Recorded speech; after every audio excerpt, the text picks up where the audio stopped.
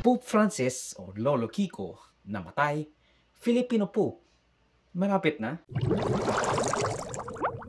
Nandito na naman tayo in the crossroads of history. Namatay na ang isang revolutionaryong figura ng simbahang Katolika. Isang relatively progresibong Santo Papa galing sa kontinente ng Timog Amerika, galing sa bansa ng Pilak.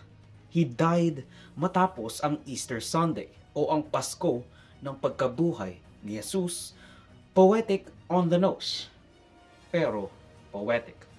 Si Arsobispo ng Roma at Hari ng Vatican City, Jorge Mario Bergoglio, edad 88, sa komplikasyon na dala ng kanyang mga sakit tulad ng not single but double pneumonia among others. Namatay siya dahil sa isang cerebral stroke na nagresulta sa kanyang coma at consequently cardiac arrest.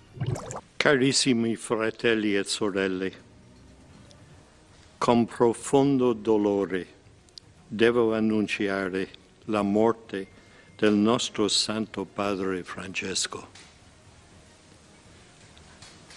Alle ore 7:35 di questa mattina, il Vescovo di Roma Francesco è tornato alla casa del Padre. The world wept, or at least yung mga simpatetiko sa kanyang cause. The cause for compassion at truth. The cause for justice at empathy.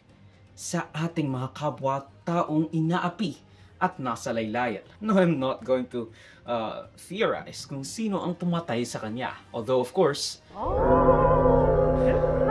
there are some people who just suck so bad. To the point na napilitan lang after brushing Vance off ni Pope Francis ang kanyang lengthy meeting with J.D. Vance. Dahil nga sa kanyang differences sa politika at ang walang awang polisiya ng administrasyong Trump